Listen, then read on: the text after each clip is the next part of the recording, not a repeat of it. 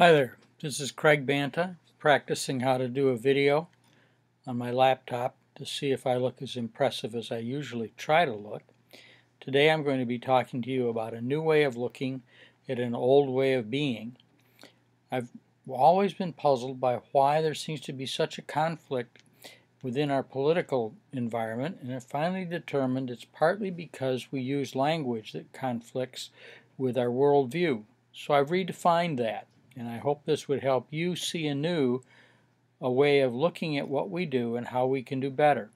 I've called it Village, Veldt, and Veil, looking anew at an old challenge.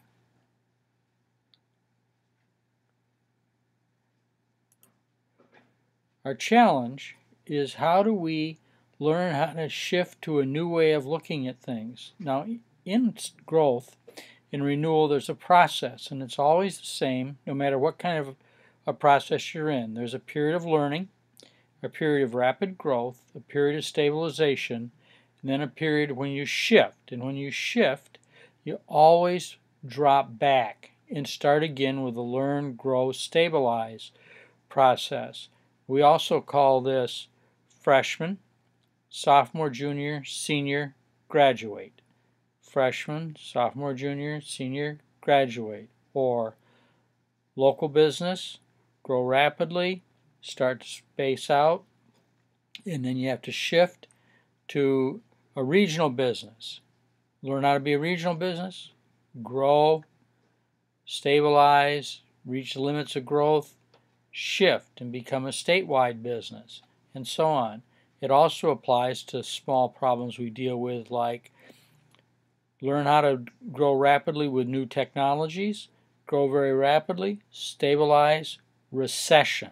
What a recession is the shift from an old way, a mature way of doing the way we operate, into a new way. And one of the things we're all very familiar with is that when you try to stabilize the situation and not let the normal shift take place, what happens is you prolong the recession and make the recovery deeper and more difficult to achieve. There is no way to avoid the shift, whether you're talking about graduating from college or graduating from one level of economic development to another, or graduating from one business form to another. This is true in our personal lives, our business lives, and our community lives. How come there's so little cooperative dialogue in this process? Well, one of the answers is in Isaiah 11:6 in the story of the wolf and the lamb. So when we look at human beings, who is the wolf and who is the lamb? Who runs with the pack and who grazes with the flock? Who seeks a competitive leader and who desires a compassionate shepherd? The answer is you, and of course me. I am the wolf, I am also the lamb. You are the wolf, and you are also the lamb. You are the fiercest and most effective predator ever seen. More effective than a great white shark, more effective than a Bengal tiger, more effective than a Tyrannosaurus rex. But you are also the gentle lover and parent of delightful children. So what are we seeking? How do we get the wolf and the lamb to lie down together? How do we reconcile our wolf-like nature with our sheep-like nature? How do we use this knowledge to better solve the vexing challenges that so bedevil us? Well, we start with a village. It takes a village. Yes, it does. But the question is, what is a village? An accurate definition is, your village is all the people in your life to whom you relate primarily through love and trust, through friendship and kinship. A village, therefore, takes years to build and constant effort to maintain. Villages are extraordinarily unstable and dynamic, and each change in any relationship alters many villages. Here's how to tell whether you have a villager. It's the kitchen test. How to tell if someone is in your village. You walk into your kitchen and there, completely unexpected, stands someone. If your response is any variation of love, delight, irritation, anger, passion, hugs, arguing, joking, that person is one of your villagers. Where's my lawnmower? I'm glad you're back. Where's your brother? How come you're not still in school? I thought you were working late. All of those are responses to a villager. But if your response is fear, flight, or fight, that person is not a villager. When you're in your village, when I'm in my village, I am a sheep, part of the flock. You are a sheep, part of the flock. And then the wolf, the lion, the jackal all live in the veldt, the great African savanna where the antelope graze, or the deep forest, broad prairie, great ocean, lush jungle, the great out there where we hunt and gather for the sustenance that sustains our village. For us, for our wolf nature, our pack nature, this is the world of competition and production, the great out there. This is the place of institutions and bureaucracies and corporations and governments.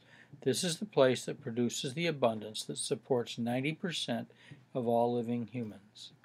Without the veldt that we currently have, this great technological institutions, global institution, 90% of the people currently living would vanish.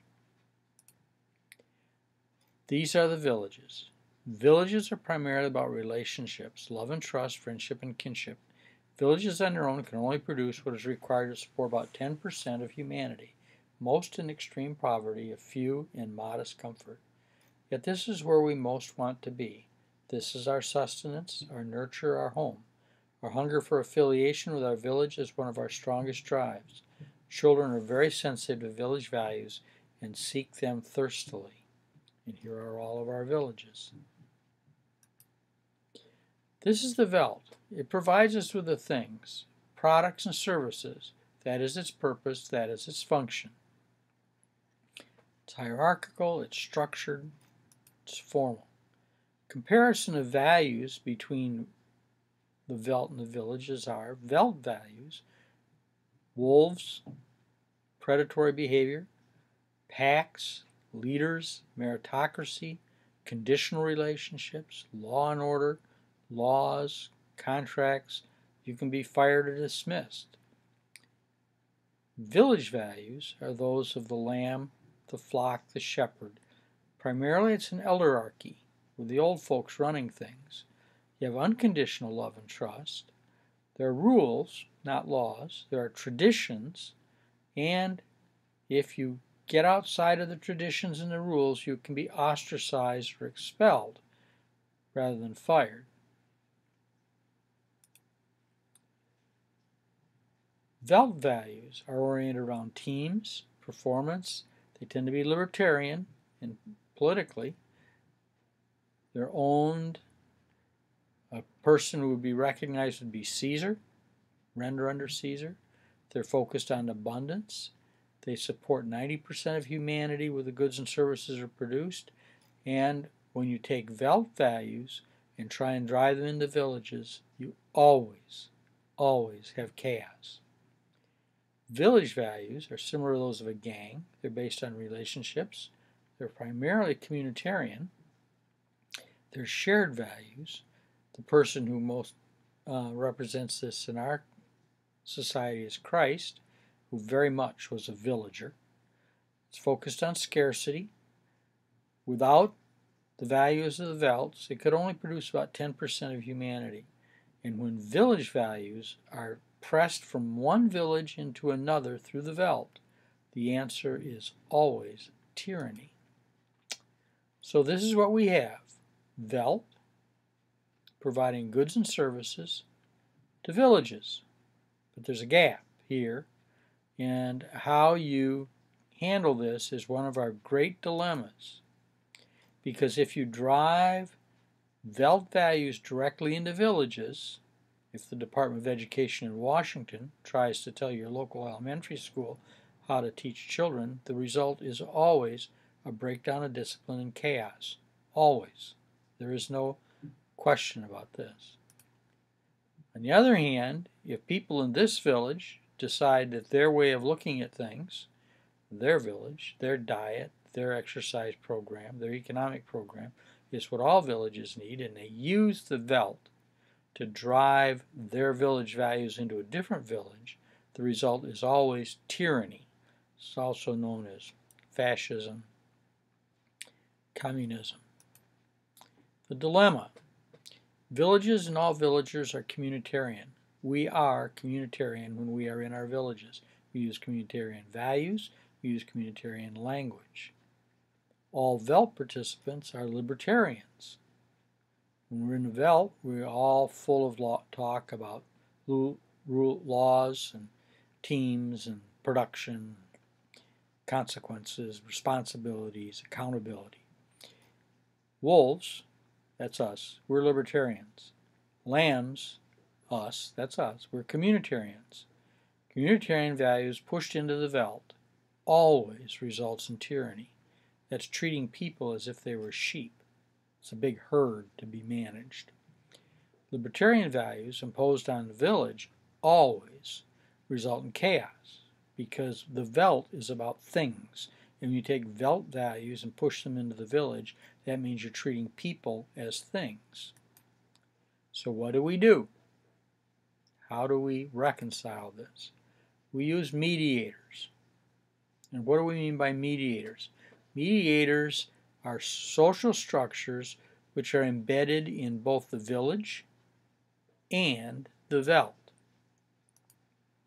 Examples of that is that if we're talking about the world of things, products and services, we have teams, we have things like books and movies and airplanes and antelope and smallpox and carrots and alligators and sharks and cows. And in the world of relationships in our villages, we have daughters, gangs, matriarchs, neighbors, families, brothers, pastors, grandfathers, elementary education. And who are the mediators? Who are the ones who know how to stand in between? One of the answers is empowered elementary school teachers. The empowered part is the critical part. Neighborhood-based police force. Neighborhood. Local small businesses that are embedded in this community. Churches and faith-based organizations. Community-focused service organizations who are improving the world one child and one community at a time. That's one of the things I've been talking about is Kiwanis. It has now and always been a mediating organization acquiring products and services from a large international set of relationships and then delivering them with love and trust to the local community. This is how we rise to our current challenge so we can shift to our next great challenge. And now we're going to see how this dude looks when we stop this video and look at it.